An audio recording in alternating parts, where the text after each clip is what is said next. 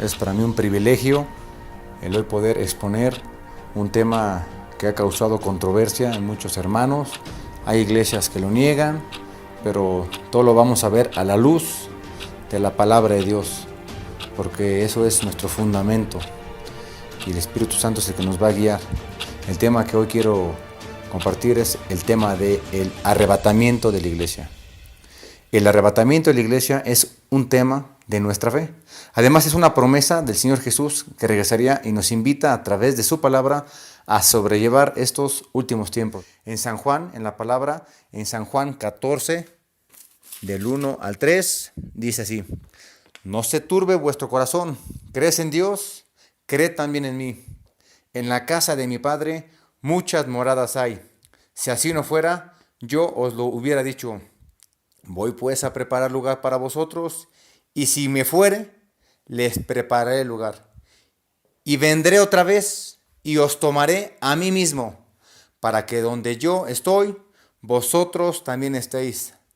Qué promesa del Señor, mis hermanos. Y las promesas del Señor sabemos que son siempre amén. La palabra arrebatamiento en el griego es arpaxe, que significa arpazo, que es tomar de golpe, sacar de sí, tomar algo súbitamente y ponerlo en un lugar seguro. El arrebatamiento, mis hermanos, es un evento inminente. ¿Qué quiere decir? Que va a suceder. No hay ninguna señal que le anteceda y solamente aquellas personas que estén selladas, ojo, selladas con el Espíritu Santo, que es las arras de la promesa de la posesión adquirida y que hayan sido regeneradas con su poder mediante la fe en Cristo, con un arrepentimiento genuino. No un arrepentimiento a medias, o yo pensé, o yo creí. No, un arrepentimiento genuino, donde hay un cambio de vida. Esas personas consagradas son las que el Señor se llevará. En aquel día, mis hermanos, millones de personas van a desaparecer. A lo mejor tú creías que eras un hijo de Dios porque asistías al templo y cantabas unas alabanzas y te aprendiste a lo mejor un versículo de la Biblia, pero al salir del culto, al salir de la iglesia, llevabas una doble vida, lamentablemente. Y vas a despertar y quizás no vas a encontrar a tu esposa o a tu esposo, o no sé, a gente que realmente estaba consagrada al Señor. Y te vas a preguntar, pues, ¿qué pasó? Pues te quedaste por tibio. Porque sin santidad nadie, absolutamente nadie, verá al Señor. Y eso lo vemos en Hebreos 12, 14. Así que en ti está la decisión de santificarte y en Él, o sea, en el Señor está nuestra fortaleza para santificarnos. Otro punto que quiero tocar es el arrebatamiento y la segunda venida. Muchos hermanos los he escuchado y pues se confunden. Y esto quiero hacer como un paréntesis. Son totalmente dos eventos distintos. Y Dios no es un Dios de confusión, sino de paz. 1 Corintios 14:33. Es muy importante aclarar que en el arrebatamiento Él viene como ladrón en la noche. Un ladrón nunca te va a avisar. Y lo vemos en la parábola de las 10 vírgenes, que está en Mateo 25, del 1 al 13. Vamos a leer, mis hermanos, que dice aquí la palabra. Mateo 25, del 1 al 13. Fíjense, dice la Biblia que había 5 prudentes, 5 mujeres vírgenes prudentes y 5 insensatas, y que hubo un clamor. Muchos de ustedes ya conocen esta historia, esta parábola, mejor dicho. Y vino el esposo, dice el versículo 5, y las que estaban preparadas entraron con él a las bodas y se cerró la puerta. Y vinieron las insensatas y empezaron a tocar la puerta. Y el Señor más simplemente les dijo, pues no las conozco. Quiero enfatizar algo. Las 10 vírgenes que habla la palabra de Dios, las 10 representan a los creyentes. Las 10 vírgenes eran creyentes, no eran 5 incrédulas y 5 creyentes. Las 10 eran creyentes, porque las 10 llevaban lámpara. Y sabemos el Salmo 119, 105, la palabra dice que es lámpara es a mis pies tu palabra. O sea, las 10 tenían el conocimiento del Señor, pero no todas estaban consagrándose al Señor. No todas tenían la unción del Espíritu Santo, mis hermanos. Así que tenemos que velar. Velar es importante, estar al pendiente, porque no sabemos el día ni la hora en que el Hijo del Hombre ha de venir. Así que, mi hermano, yo te invito a que no te duermas, porque el Señor está a punto de venir y quizás estés con tu lámpara apagada. Y en la segunda venida, resaltando que Él viene y todo ojo lo verá, a diferencia del arrebatamiento, que Él viene como un ladrón en la noche, o sea, no hay aviso, no hay señal que le anteceda, simplemente el Señor viene para encontrarnos con Él en las nubes. Y en la segunda venida, Él viene y todo ojo lo verá. Apocalipsis 1:7, y con Él, dice la Biblia, todos los santos. Zacarías 14:5.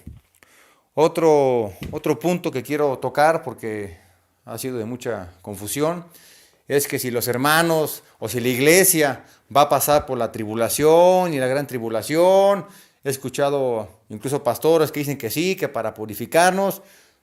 Hermanos, recordemos que somos purificados en Él, en su sangre. Hebreos 1:3. La iglesia no va a pasar por la tribulación y gran tribulación. Ojo, eso lo quiero enfatizar muy bien y te voy a dar razones. Número 1, porque Dios no nos ha puesto para ira, sino para alcanzar salvación por medio de nuestro Señor. Primera de Tesalonicenses 5:9. 2. Además, hermano, la tribulación y la gran tribulación, eso es la última semana de las 70 semanas que estaban profetizadas o están profetizadas al pueblo de Israel. Recordemos que fue cuando Dios envió al ángel Gabriel y le hizo entender a Daniel que 70 semanas están determinadas sobre tu pueblo. Le está hablando Daniel y Daniel era judío. Y tu santa ciudad, Daniel 9, 24, 27. Así que es un trato de Dios con Israel por haber rechazado al Mesías. Así que no tenemos nada que ver con la tribulación, la iglesia. Eso tiene que ver con el pueblo de Dios. 3. Hermanos, Jesús va a resguardar a su novia. Romanos 5:9, somos salvos de la ira. Proverbios 11:8, el justo es librado de la tribulación. Además, quiero hacer un ejemplo. ¿Qué novio en su sano juicio va a permitir que la novia sufra un maltrato para que se esté arreglada? Pues no, es obvio que no. Se supone que la novia debe estar esperando por amor y ese día tan especial debe estar consagrándose, debe estar arreglada para el novio, esperando al novio. Imagínense, ese es un resguardo del Señor. Ahora voy a dar 3 ejemplos bíblicos del resguardo de Dios antes, de un juicio. Primer ejemplo, recordemos de Noé. Antes de que Dios inundara la tierra en el diluvio, salvó a una generación. ¿Sí recuerdan? A 8 personas, que era Noé, su esposa de Noé, sus 3 hijos y sus 3 nueras. Vamos a leer aquí en Génesis 7:1 lo que dice. Dijo luego Jehová a Noé, entra tú y toda tu casa en el arca, porque a ti he visto justo delante de mí en esta generación. Hay que resaltar algo. Entra. La palabra entra es el resguardo de Dios. Entra, ¿a dónde? Pues al arca de Dios. Y recordemos que después de que entraron al arca, o sea, al resguardo de Dios, aquel día fueron rotas las fuentes del grande abismo y las cataratas de los cielos fueron abiertos. Otro ejemplo lo vamos a ver en Génesis 19, 12 al 14. Otro ejemplo es El segundo ejemplo es la destrucción de Sodoma, Gomorra, Adma y Seboín. Eso está en Deuteronomio 29 y 23. Fueron otras ciudades también, mis hermanos. Le dijeron los ángeles a Lot: lo que tengas aquí, hijas, yerno, esposa, sácalo. O sea, salid de este lugar, porque Jehová va a destruir esta ciudad. Los mismos ángeles tomaron de la mano a Lot y a su esposa y sus 2 hijas y los sacaron. Está esto en Génesis 19, del 12 al 14, para que lo corroboren. Después de que salieron, en el versículo 24, si lo pueden checar, después de que salieron, entonces Jehová hizo llover sobre Sodoma y Gomorra azufre y fuego de parte de Jehová desde los cielos. O sea, nunca fue de que pues se rompieron las cataratas y empezó a llover y después métanse al arca. No, primero Dios resguardó y después envió el juicio. Igual lo vemos con Sodoma y Gomorra, Adma y Seboín. Lo mismo pasó. Antes de que el Señor aventara fuego desde los cielos y azufre, antes de eso sacó a la familia de Lot y a Lot mismo. Entonces es un ejemplo bíblico de que el Señor, antes de un juicio, resguarda lo que es suyo. Imagínense lo que va a hacer con la iglesia, que por la cual se entregó, por la cual murió. No creo que Dios permita que esté en la tribulación y en la gran tribulación. Y otro ejemplo que tiene que ver con la iglesia, mis hermanos. El Imperio Romano, recordemos que tenía una prisión para los enemigos del imperio, una isla llamada Patmos. El apóstol Juan se encontraba prisionero en ese lugar, donde tuvo revelaciones de parte de Dios. Y dichas revelaciones, es fundamental esto, y dichas revelaciones tienen que ver con un mensaje a las 7 iglesias, que actualmente coinciden espiritualmente con la iglesia de estos tiempos. Juan, el apóstol Juan, exhorta a las iglesias a que se arrepientan de lo que han hecho y han dejado de hacer. Dios le dice a la iglesia a través del apóstol Juan: iglesia, tengo algo contra ti. Y vamos a verlo, hermanos, en Apocalipsis. Vamos a la palabra de Dios y vamos a ver lo que le dice a Éfeso. A Éfeso le dice: has dejado tu primer amor. Quiero resumir esto, Has dejado tu primer amor. O sea, has perdido esa pasión por parte de Dios. O sea, cada iglesia, cada mensaje a cada iglesia representa quizás a un creyente que a lo mejor ha perdido ese primer amor, esa pasión por Dios. Y Dios te dice hoy: arrepiéntete. Arrepiéntete si has perdido esa pasión por mí. Arrepiéntete si has perdido ese primer amor. A Esmirna le dice: sé fiel. Arrepiéntete. A Pérgamo: fornicación hay en ti. Retienes la doctrina de Balaam. O sea, hay ídolos en su corazón. A lo mejor eres un creyente que has tenido ídolos. A lo mejor ya no son de estatua ni de madera, pero has tenido ídolos. A lo mejor el trabajo ha sido un ídolo, o el dinero, o el afanes de esta vida han sido ídolos. Dios te dice en esta tarde: arrepiéntete. A Tiatira dice: toleras a Jezabel, que seduce y cautiva a mis siervos. Este es un mensaje a los siervos. ¿Por qué te has dejado seducir? ¿O qué es lo que te ha seducido y ha ocupado un lugar de Dios? Dios te dice en este día: arrepiéntete. A Sardis lo que le dice: tienes nombre de que vives, pero estás muerto. Tienes nombre de ser hijo de Dios, tienes nombre de que eres cristiano, tienes nombre, pero tu vida es una vida sin consagración, una vida vacía. Dice Dios: arrepiéntete. Dios también te llama bíblicamente árboles otoñales, nubes sin agua, cisternas rotas. Aquí vemos a la iglesia de Filadelfia. Esta iglesia, quiero hacer un paréntesis, esta iglesia representa a la sana doctrina. Es a la única, si ustedes pueden leer en Apocalipsis, es a la única que se salva y a la que no le dice arrepiéntete. A las demás sí les dice arrepiéntete. A esta la resguarda. Vean lo que dice Apocalipsis 3:10. Dice, te guardaré, a Filadelfia, te guardaré de la hora de la prueba que ha de venir. ¿Sobre qué? Sobre el mundo entero. Esa es la única que no le dice, tengo algo contra ti.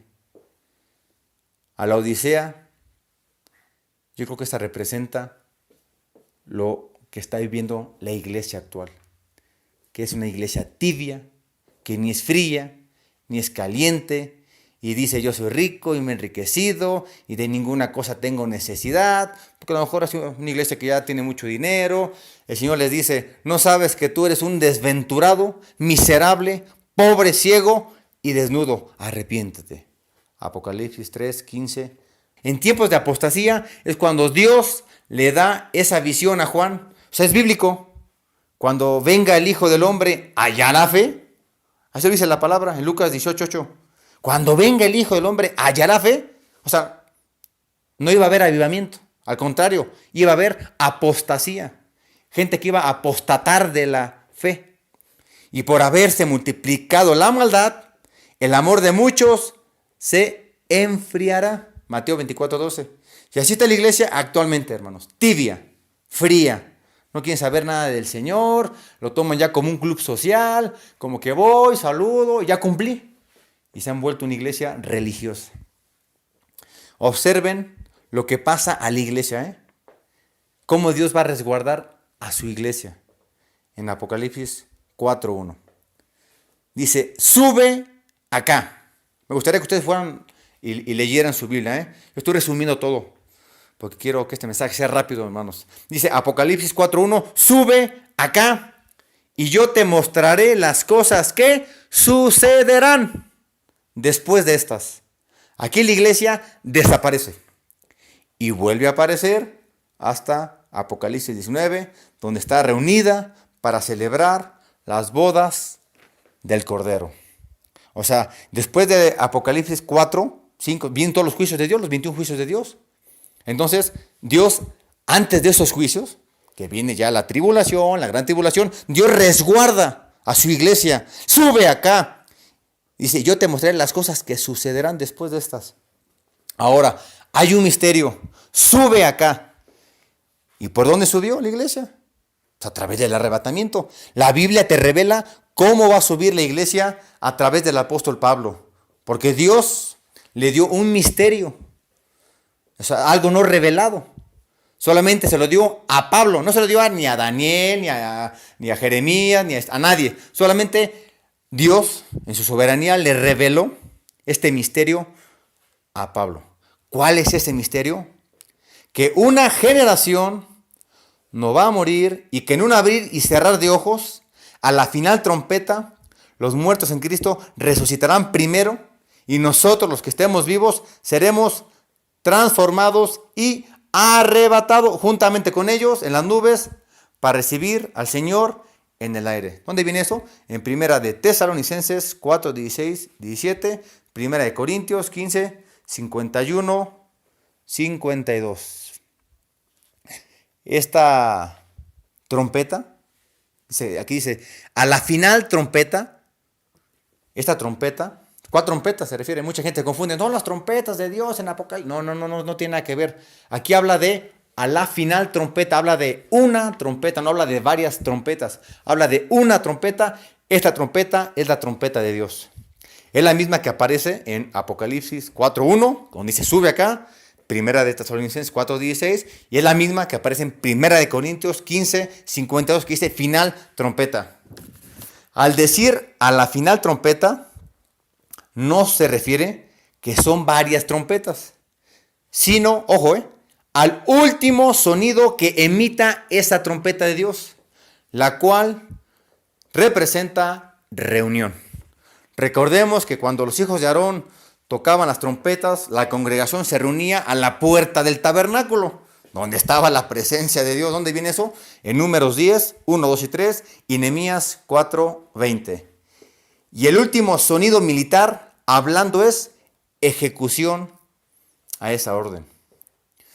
Yo estuve, hermanos, en una escuela militar, entonces te puedo perfectamente hablar de esto. Haz de cuenta, cuando te daban un sonido de saludar, entonces daban la orden con la trompeta del sonido, saludar. Voy a poner un ejemplo. Este era saludar. Y la ejecución era, el último sonido era ya, era como decir saludar. Este era el sonido. Y después la ejecución, ya. Pues yo creo que aquí va a ser, sube acá, ya. Así que, Señor, te esperamos. Ven pronto, Señor Jesús. Te esperamos, tu iglesia te espera. Otro punto, hermanos, tenemos que estar muy al pendiente, es lo que dice Mateo 24, del 31 al 44. Dice, habla de la higuera. Tenemos que aprender algo. La Biblia dice, aprender algo de la higuera. Ojo, la higuera es Israel. Cuando brotan las hojas, sabéis que el verano está cerca.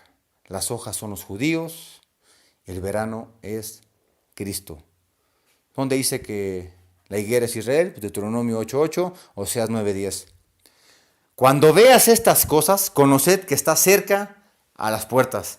O sea, en pocas palabras quiero resumir este mensaje. Cuando veas a la nación de Israel establecerse en la tierra que Dios les dio, sabrás que el verano está cerca. ¿Cuándo pasó esto? El 14 de mayo de 1948 fue el día en que Israel fue reconocida políticamente en la ONU. Ese día se cumplió proféticamente la señal número 1 en importancia en cuanto al regreso del Señor. Isaías 66:8 dice, concebirá la tierra en un día, nacerá una nación, por cuanto Sion estuvo de parto, dio a luz a sus hijos. Muchos ya conocen eso, esa parte. Quiero enfatizar algo en Mateo 24:34. De cierto os digo que no pasará esta generación hasta que todo esto acontezca. Muchos dicen, oye hermano, pues llevan 2000 años diciendo que viene Cristo y que viene Cristo y pasan generaciones y nada. Y sí, incluso los apóstoles esperaban el regreso del Señor. No habían comprendido que el Señor Jesús se refería a la generación que vea el establecimiento de Israel.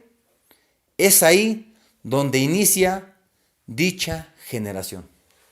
O sea, cuando veas a Israel establecerse como nación, en este momento Dios agarró su reloj de arena, es un ejemplo, y voltea el reloj de arena y ahí empieza a correr el reloj del Señor. Entonces quiero resumir algo muy rápidamente. Hay 3 tipos de generaciones, bíblicamente, porque hay gente que dice, no, pues para mí puede ser 100 años, 500 años, una generación o 1000 años. No, aquí no es especulación. Aquí vamos a hablar todo conforme a la palabra de Dios.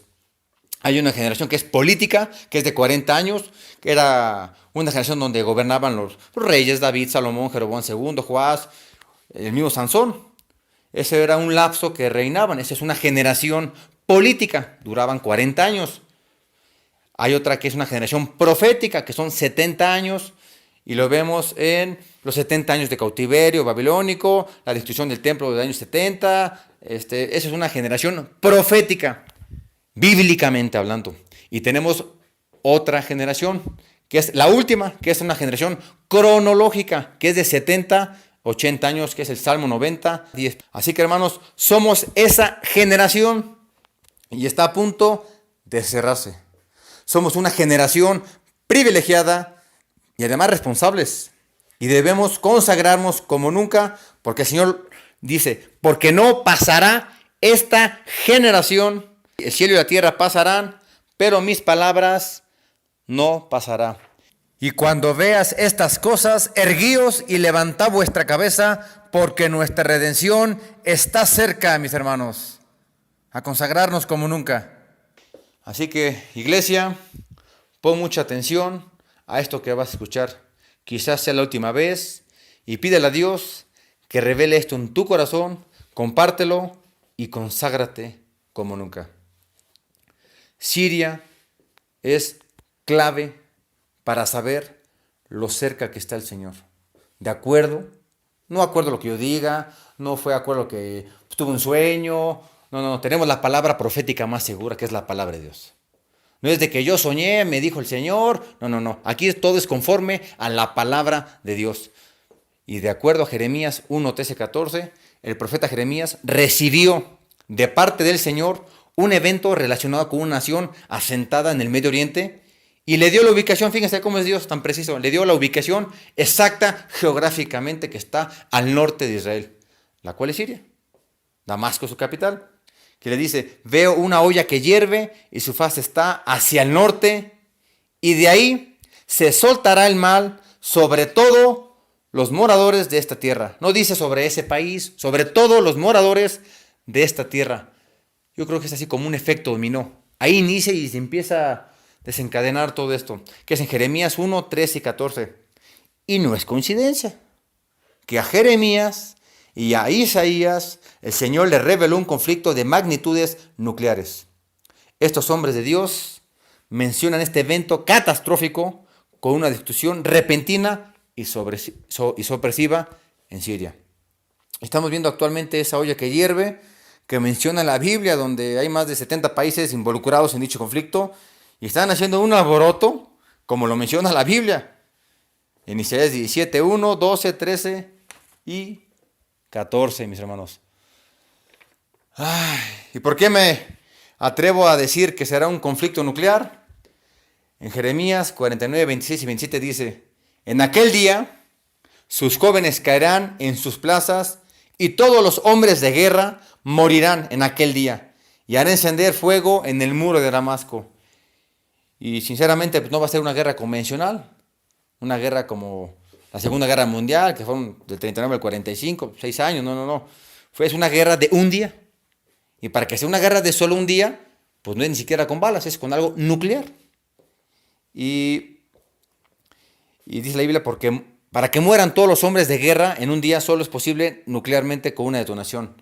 Y las naciones que están involucradas en Siria, dice la Biblia, que huirán repentinamente en menos de 12 horas. Así es. ¿Por qué?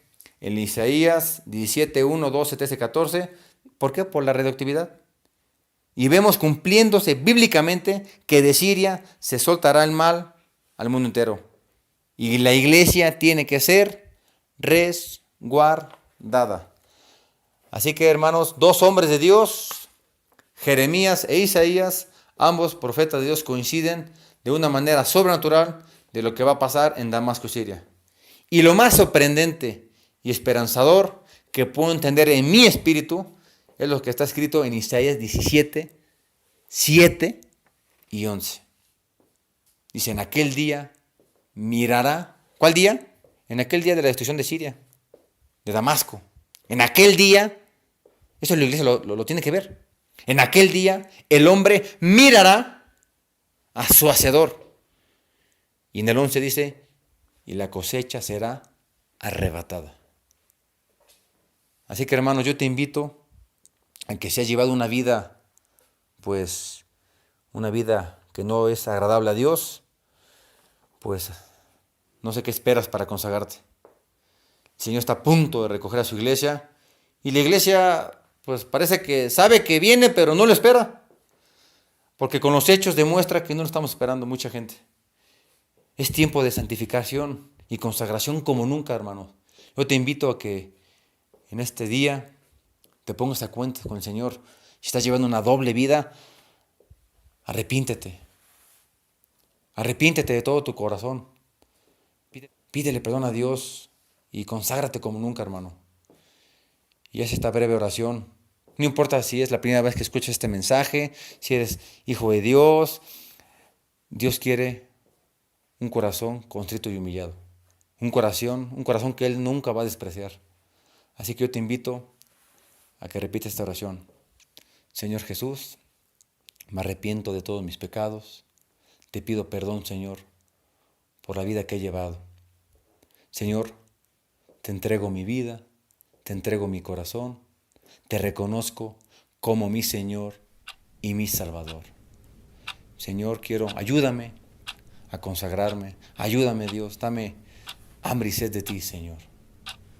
Te pido perdón, Señor, por una vida tibia que he llevado, una vida sin consagración, pero hoy, Señor, sé que hay una esperanza, que tú eres esa esperanza, Dios, y te pido, Señor, que escribas mi nombre en el libro de la vida. Te lo pido todo esto en el nombre de Jesús. Amén.